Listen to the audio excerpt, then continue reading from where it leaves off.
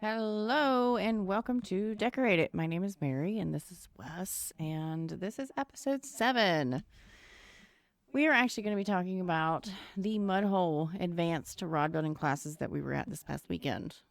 Fun times. Fun times. Super fun times. We just kind of wanted to give a recap on what happened, what people can expect if they decide that they want to go to the next event, just to kind of get a little bit more information out there. Because Mudhole does an amazing job of advertising this, but at the same time, not everybody's aware of like how everything happens Right. and what to expect when you get there, kind of thing. So I'm gonna bounce it off to you and ask what your favorite part of this weekend was. It'd have to be talking with everybody about rod building and bouncing new ideas and discussing things that, you can talk about it online all the time, but when you're talking in person, it's a different atmosphere and a different environment. You tend to get a little more brainstorming in person versus just bouncing around comments online. So that definitely have to be my favorite part. What about you? Absolutely having the conversations with the people that were there. Obviously I enjoy teaching. That's always fun to have like these people show up and they sit down and they're asking you questions, and you got all these people that are there and in your face kind of thing, or coming to you afterwards because they didn't get a chance to ask during the class. But it was just meeting everybody and really honestly seeing the Mudhole facility. Like, that was insanity. Wes and I drove down Thursday because the event started for us on Friday. Now, for everybody else, they weren't supposed to be there until about 1 o'clock to start registration for everything to start at 2. But we went in Thursday. Like, we drove straight like 7.5 hours roughly.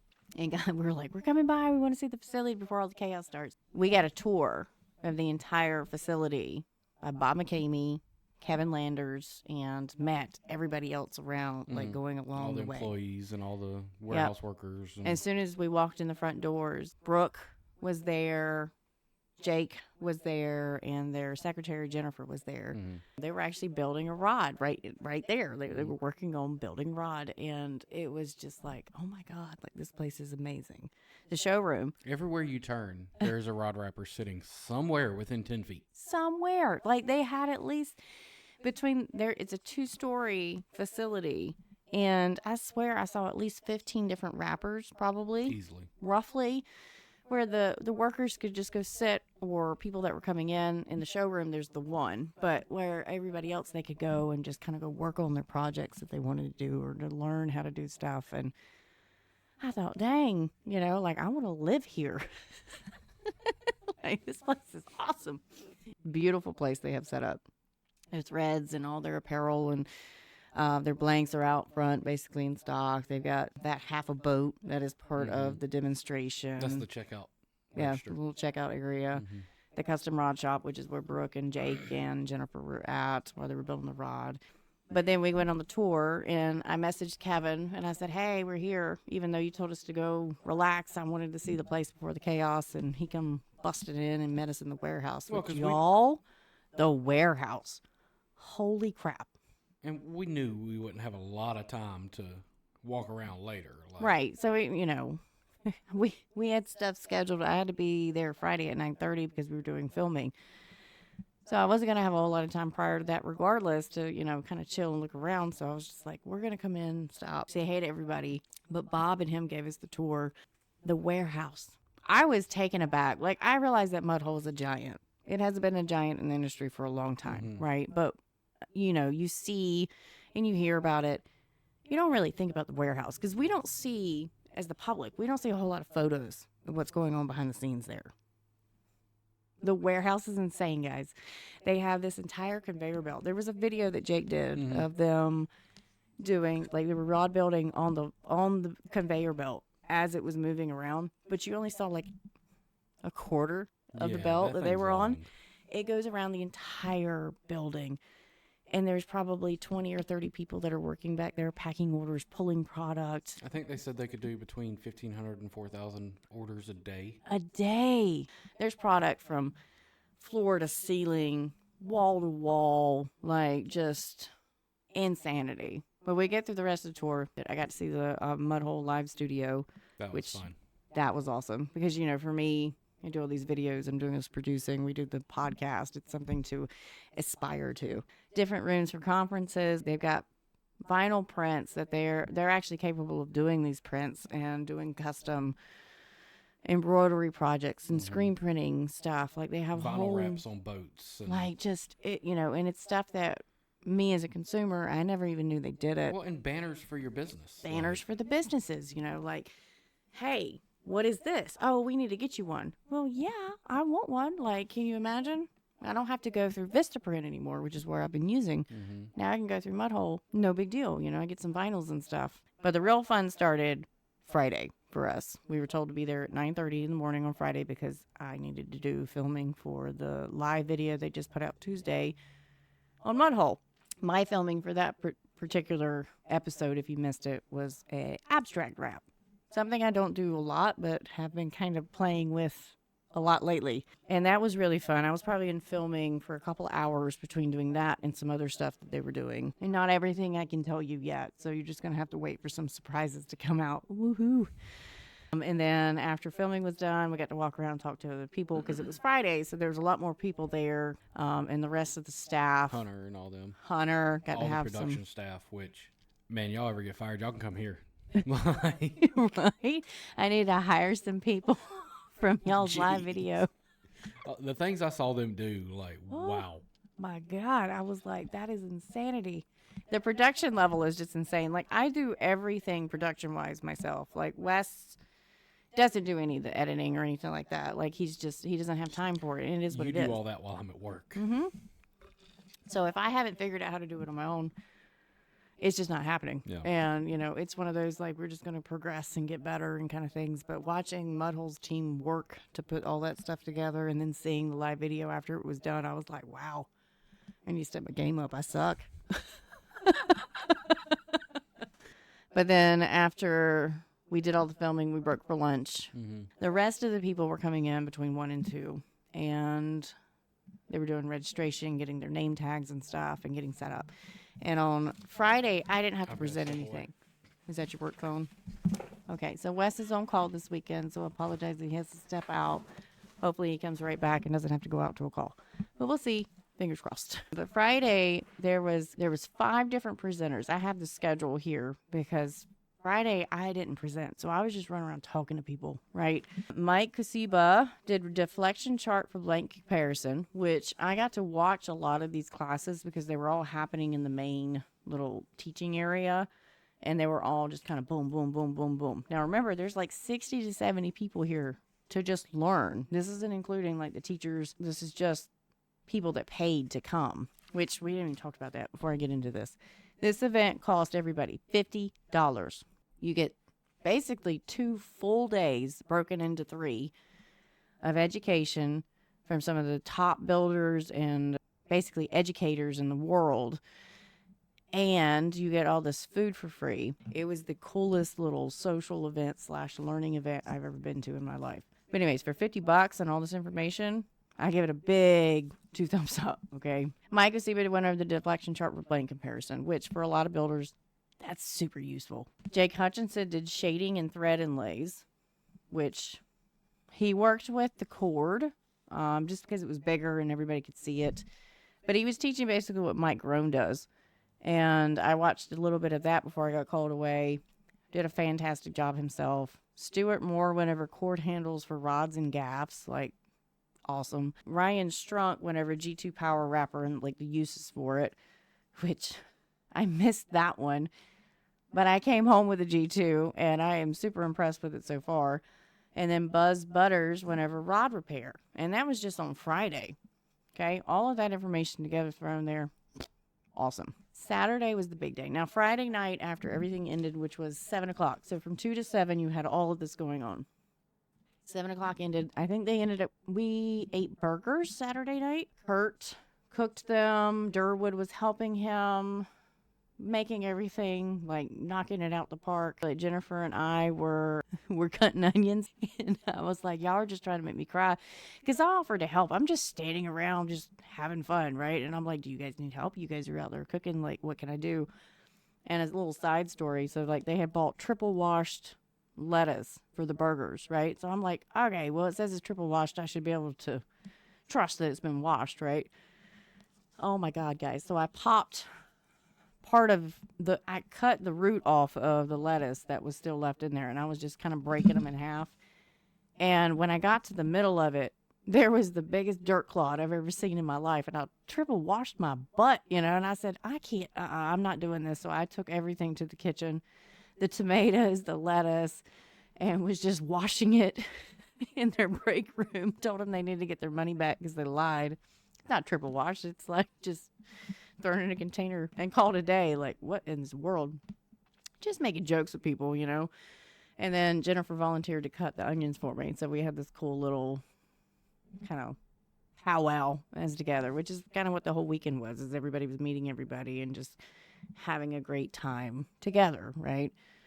So we had the fun. And then Bill Falconer played his guitar that night, which he's a great singer, great entertainer in general. And just overall, if you guys don't know Bill Falconer, amazing guy.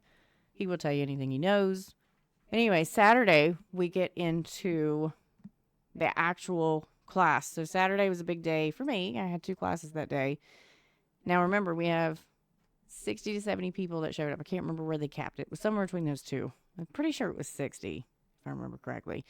So they broke it up between the room that everything was happening in and then the showroom. So out in the showroom was one class, Class A. In the multipurpose room, it was Class B. And I went at 8 o'clock in the morning, which I was always joking, like, y'all think I'm a morning person. I am so not a morning person. So I had 2 classes back to back from 8 to 10. Wes is back. Yay, he doesn't have to leave. Because Bob actually, when he called me and said, do you want to present? And I said, yes, that'd be awesome. He said, can you teach everything you know about decorative wraps in 1 hour? And I said, nope. I can't even teach it in 2 hours, to be honest, and people be able to digest it. He said, that's what I thought. So let's break it up into 2 different classes. The decorative wraps class, like we were calling it thread art, but it's decorative wraps. In my first class, I broke it down basically. So how do we properly set up a wrap, with the tools that I use, which is like circle template, paint pen, the decorative wrap alignment jig, the tape, the popsicle stick, like the prep work to get into it using taper offset spacing. And Wes was a godsend because he was my IT guy. Clicking back and forth between the taper offset spacing and the overhead camera they had so they could see what I was doing. Yeah. And it was funny because I kept cracking jokes at him. I was like, I know I'm making you work and this is supposed to be your off weekend. I still haven't gotten my Del Frisco's.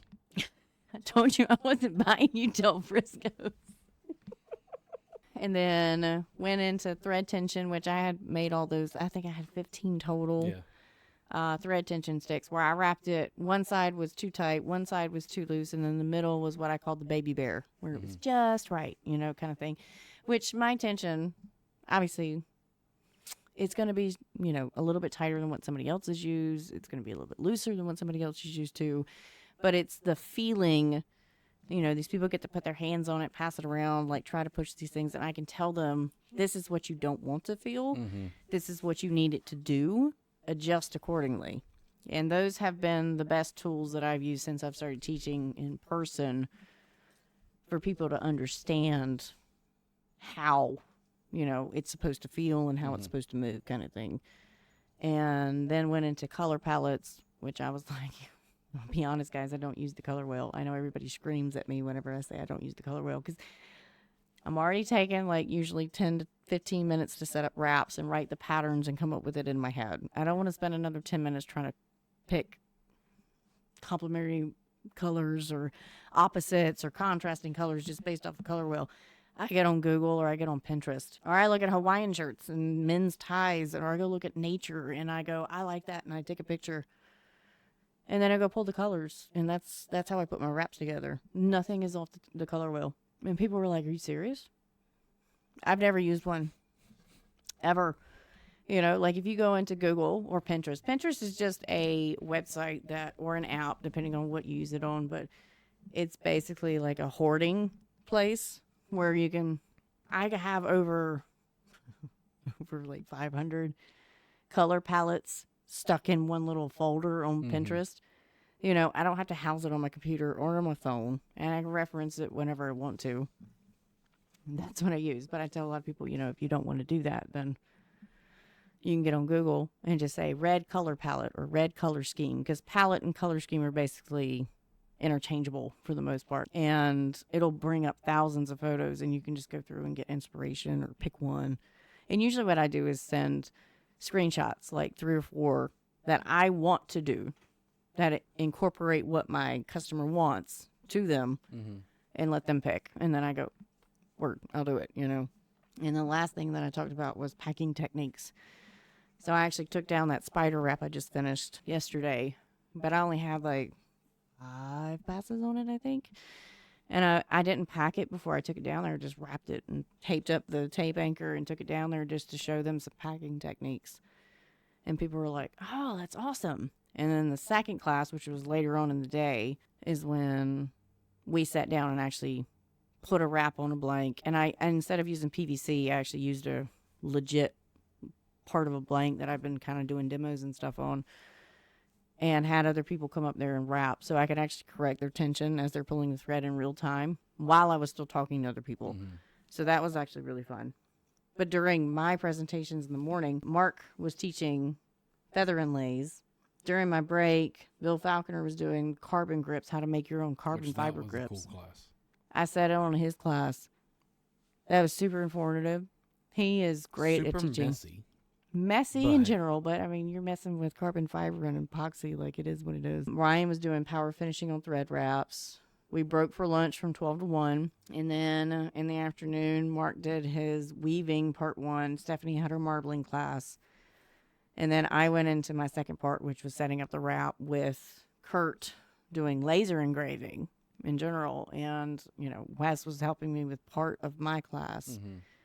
But you got to step out to see like the back end of his, didn't you? Yeah, the back end of his and how it was set up, and the pamphlet that he handed out with it on, how he set everything up and what machines he was using, and so that we can dive into it. And he was using that on grips or everything. Yep. Grips. Just grips? Mainly grips for rods is what he was showing it for. The EVA or EVA, cork wood, all of it. That's cool. Because it's the same way as that, like, yellow and white one he showed us. Yeah, that one. That was one of the test runs I think he did to find the depth that he needed to get it to based on the power of the laser. So yeah, you either got to go darker or lighter or whatever. Yeah. And then the last couple of classes that were for the day was Douglas Kidd, or I know him as Douglas Kidd on Facebook, but he had Doug Kidd written down. He was doing cork inlays with the lathe tips. He actually brought in his lathes. And then Mark did weaving part 2. And obviously, Mark's a good friend of ours in general. I would consider him like one of my best friends. I talk to him all the time. I'm definitely going to go sit on his class. But, every time that I listen to anything that Mark says, I learn something. It doesn't matter if he's told me 1,000 times how to set up a weave. I'm still going to learn something from him because he just is such a wealth of knowledge. And I think that's the best part about these in-person classes is that, yes, I can talk to you 365 days a year about how to do wraps, but there's some things that click when you're talking to a group of people because you're getting feedback or they ask a question and you're like, oh yeah, I forgot to mention that. And you get to put that little tidbit of knowledge in their heads. Right. Or you're bouncing ideas off other people and you're getting these crazy ideas and stuff. Saturday night, they fed us brisket. From briskets. And it was yummy. So delicious. I'm not even going to lie. Brisket, pulled pork, there was macaroni and cheese. All this food was catered in. And I don't even know if I mentioned baked this. Baked beans. What was it? Oh, the baked beans. Yeah, I didn't eat any of those, though. You should have. No. I don't like baked beans. I know. Yeah, but these were like 4 different styles of beans with extras in it. With what? Extras. Like, I don't even know. It was it kind of looked like jambalaya without rice. Or gumbo without rice. Yeah, I probably wouldn't have tried but beans and other things. It was really tasty. Like by the time that I got to eat, because I was in the middle of a conversation with a young couple outside. Wes came out there and was like, "Go eat some food," and I'm like, "Yes, sir." But when I got in there, all the brisket was gone.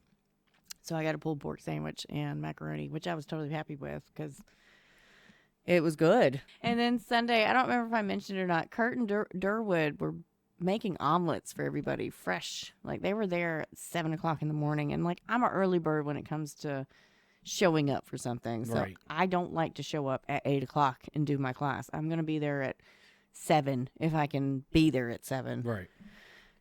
because it stresses me out not to be prepared. And I also like to take these little walks and kind of talk to myself in my head about kind of, all right, here's kind of what I'm going to say, just to kind of get my head right. Because early in the morning, Mary does not function at all. And Wes can contest that. I am like an angry hamster when I wake up. It's just like, Hamsters are nice. no, they're not. They bite. Have you never owned hamsters? More like an angry Wolverine.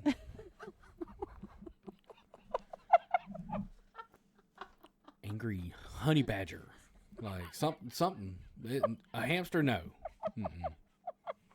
I've owned hamsters. We had hamsters growing up. Hamsters are not the nicest whenever they get mad at you. They will freaking rip you apart. But yes, okay, fine. We'll call me an angry Wolverine, whatever.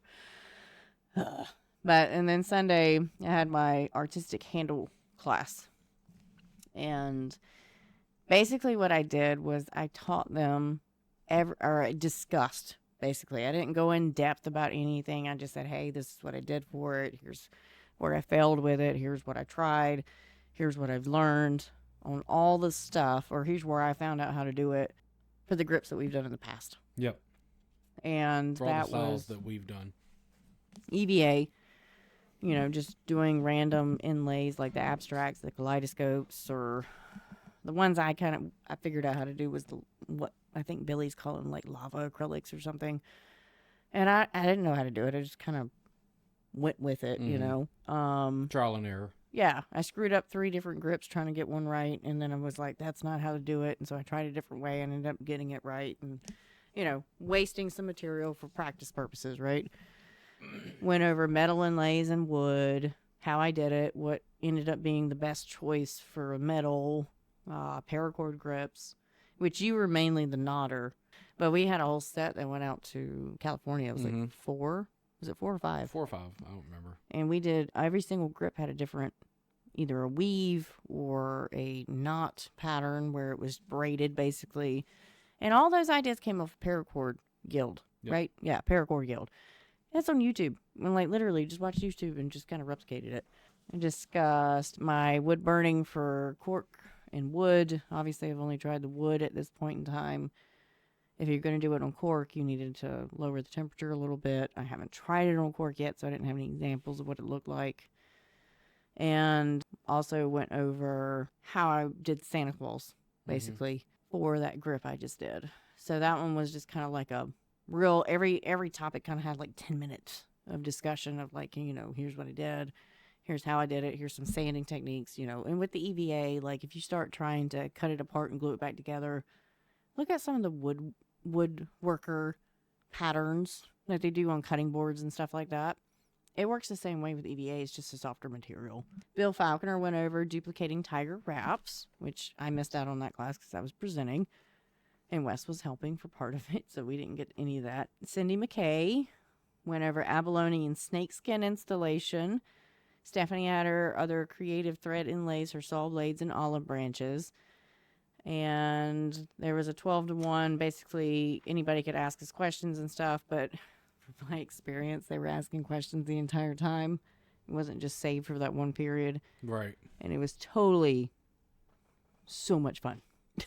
Like, I couldn't have asked for better hosts, better group of people. Fun little group. And then Sunday, after everything was said and done, we ended up going to lunch at like 2 o'clock. Mm-hmm. And then we left from there to come home. And, you know, which for us, it's like 7.5 hour drive. So we actually ended up stopping in, Savannah? Yeah, right outside Savannah. Because we were both exhausted. You took the first drive home, but it was only like an hour. Hour and a half. And, then And I literally got in the car, and within like 10 minutes, I was out. Like, Yeah. I fell asleep. And then I took the rest of the drive until we got to Savannah. Hour and a half, 2 hours, yeah. And I was like, he's falling asleep. I was like, we can't do this. We're going to have to stop. So we're just going to go to Savannah, which is about halfway-ish for us to get home. And we drove the rest of the way home Monday morning. If you can make it, they're going to have another advanced rod building class in 2024, maybe 2. We just don't know the dates yet. They'll get those to us as soon as possible. They'll advertise it. If you want to know where to go find it, you need to follow the Mudhole Custom Tackle business page. And also join the Mud Holes Custom Live Rod Builders page on Facebook. Both of those areas are going to be able to put that information out. All of the Mud Hole staff, extremely nice, willing to answer any questions you had. Super funny guys. And their education department is insane too. They actually have, oh God, they're in over, what they say, 400 high schools? I'm pretty sure it was some astronomical It number was like some that. insane amount of high schools that they have a rod building program in, and there's like 2 people in charge of this program. So 2 people that are doing the education in the high schools specifically, or schools in general, And they send out the lesson plans and agendas to the teachers. And they show up if they need help with it. Like, I had no idea they were doing that. I knew they were doing education programs. I didn't know how far it went. I was going, wow, like I had no idea. No That's idea awesome. how extensive that went. Congratulations, guys. Like, that's a big thing, because at the end of the day, we want to get the youth involved in it. There's that saying running around, less X boxes, more tackle boxes. And it's legit. Like, we need to get more people realizing that it's a connection to earth and peace and kind of thing. Like, I mean, granted, when we go out catching fish or going fishing, we want to catch fish, but it's not called catching. It's called fishing, but it's part of enjoying the process of being out there and doing it. And if you get them hooked on building rods at a young age, they're going to get into a lot less trouble. And they won't have money for drugs. Do what? They won't have money for drugs. No, they're going to spend it all on components and stuff and thread. That's one of the things you had to hold me back, because I was like, can I have one of everything that's in here? And you were like, no, madam. I was like, I want all the color. So we are going to do a quick little shout out to our sponsors. Thank you to Foundation Outdoor Group, which is part of Mud Hole and American Tackle, the CRB, MX, all the pro products and everything like that. They're basically Parent company. They are the parent company. That is the correct way to put that. I couldn't be more thankful for just being involved with American Tackle in general, and being able to be invited to Mud Hole as a individual to do the things that we were doing. But the product I want to talk about tonight, it's this new wrapper. I got a new wrapper while I was at Mud Hole, because I kept seeing all this stuff about the RBS G2, and This thing's nice. I was like, all right, fine, I'm here. Let me bring it home, because it'll be less expensive to ship it and everything. And y'all, I can't handle how awesome it is, okay? Like, first off, it's got dial control for the RPMs and everything. Mm-hmm. It's smooth. I'm going to tell you a couple drawbacks to the ones. I've been working on the CPW, working on the Alps. Those have been, in the past, my 2 favorite wrappers. The Custom Power Wrapper with the gold. You guys have seen the gold one in my videos and stuff. That was my girl, if you will, okay? But that one was the one I always worked on because I enjoyed it. It was smooth rolling and everything. Mm-hmm. It has now been put into the second position as the backup at this point, and the RBS got put into my main wrapper position. And Alps got moved to the back. Well, first off, I always said the Alps stands. Couldn't stand them because of the springs. Everything would always just pop out. They could only adjust down a certain amount of height. You couldn't get the top locked in to certain stuff. I do a lot of PVC projects and pool cues and bigger projects in general. Mm-hmm. The stands being able to adjust to those larger things is super important to me. The Alps couldn't handle it. The Custom Power Wrapper could handle some of them. We get on the RBS today when I was finishing up the spider wrap.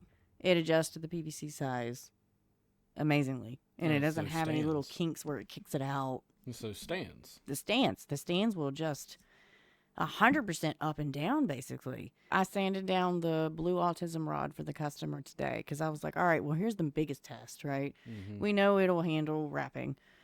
We know it'll handle, turning, because when Wes got it completely hooked up, he put it on full blast and slammed the pedal down. Full send. First thing. And he held it there for a good 2 minutes solid. I was like, all right, it's good. We're never going to need anything to spin that fast, ever. So we put the rod in there today so I could sand down the thing, and it handled it like a dream. There's a couple times where when I went to put pressure, it slowed down, which is typical.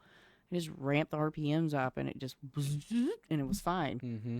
I thought, well, all right, there you go. So it did really nice in the sanding aspect. But the other big thing for me, and I haven't tried it yet, so this is going to be something I'm going to have to try in the next couple of days. The thread carriage is on the back. Currently, yes. You could put it on the front, but the way our shop is set up, it would benefit to be from the back. So we put it on the back, which means that it's set up like a Renzetti where it feeds over.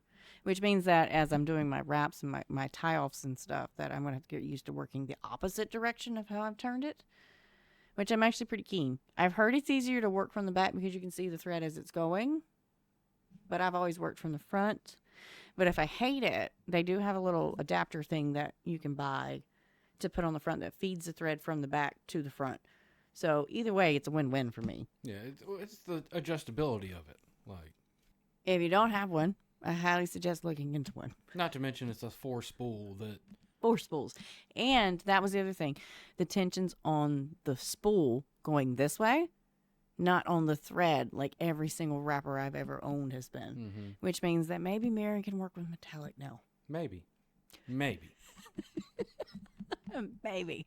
Fingers crossed I won't shred it because it just hates me. But as we get into it, I'll definitely give you guys honest 100% feedback on how it works. But so far, I'm loving it. Well, the wider base too. And it's a wider base. Holy it's crap. double the width of all the other wrappers. Wes, do you have any final words about this event this weekend? Save your money and go to every event possible. If you can, save some money and plan to travel to an in-person. It doesn't have to be the Mud Hole event. It can be any gathering that you or the expo. Next biggest event that I'm aware of personally is the International Custom Rod Building Exposition is in February. The expo is 100% worth your money and your time. It's another event kind of like Mud Hole, except now you have multiple vendors that are going to be there, myself included, and Wes included. We're going to be there as the Decker Studio with a 2 booth this year with a high top. We're going to work on a high top, but it's going to be some table form that I'm going to have at least 6 wrappers set up on. So I'm not in the same position we were last year where it was 7 kids in the booth trying to wrap and they're all trying to do it in their laps because I only have 2 wrappers. Now I've got 1, 2, 3. Now I've got 4 myself and I can ask a couple people to bring you can some. separate Right. all these. And They don't even have to have a headstock. I have enough here that they'd be able to do something instead of having to hold it. But there's other vendors where you could buy product. You can put your hands on product. You can talk to the product specialist. And seminars on top of it. And I'm doing 2 seminars again for them this year, that's crazy that I'm doing 2. I did 1 2 years ago. Last year I did 1 for Thread Central. Seminars are going to be on shading and something else about grips. I think it's artistic grips again. Tom liked that idea that I pitched to him about, hey, here's all the stuff you can do. Try it out. But if you can get to any of those in-person events, they are well worth their money. If you can't, I totally understand. We live in a budget-friendly life. It is what it is. Learning online is going to be 1,000 opinions thrown at you at one time, and you're going to have to sort through what is right and what is not right, what works and what doesn't work. And that's the crappy side of having that much information thrown at you at once because as a new builder, you really don't know. Okay, well, he said to do it this way. She said to do it that way. They're all yelling at me because I tried it this way. Rod building is advancing every single day. We have all these machines and these lasers and these people are doing all kinds of crazy stuff now. And I think this day and age being in rod building, it's like, how can I continue to keep improving? And that's the kind of the draw for getting into being at these expos, these events, and going to people's houses if there's gatherings and stuff. Because then you got 20 people in a room that all have different backgrounds. They all have a different opinion on something, and you can leave visibly seeing how they do something or, taught how they do something, or even explanations in person are different than what you read online, It's well worth it to me. Anyways, thanks for hanging out with us. I do appreciate everybody. it. Y'all have a great night. Bye.